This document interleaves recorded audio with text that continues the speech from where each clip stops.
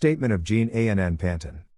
I, Jean Ann Panton, voluntarily give this statement at 8 Lady Musgrave Road, Kingston 5, in the parish of St. Andrew, in the presence of my attorney at law Tamika Harris, and will say as follows: :1. I reside at 7 Degenhart Close, Kingston 6, St. Andrew, and my address for the purposes of this statement is 19 Haven Mead Drive, Kingston 19, St. Andrew. 2. 1. Have been employed to Stocks and Securities Limited for 25 years starting April 1, 1997.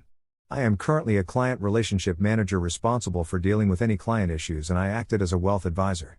I work in the brokerage arm of the company.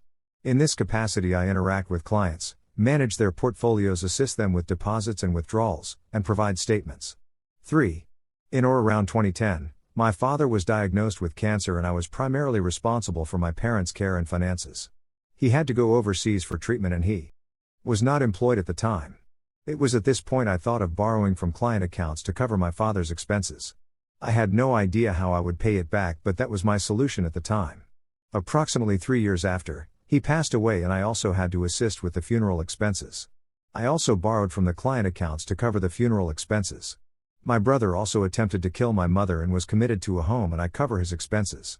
My financial burden increased during the COVID-19 pandemic, and income from SSL decreased.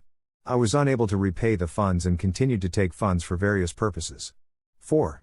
I used various mechanisms to take money from clients. For example, I would edit a customer's email in an email thread, and this email would provide consent to sell their shares and disperse the payments to the respective bearer. I would make a request to the asset management team for approval of the sale. The accounting team would then approve and make the payment. Once the shares are sold, I would request a check for the funds to be paid to one of 4 bearers. The names of the bearers are Delano Cook, Wesley Williams, Norman Taylor, and Tanya Thelwell.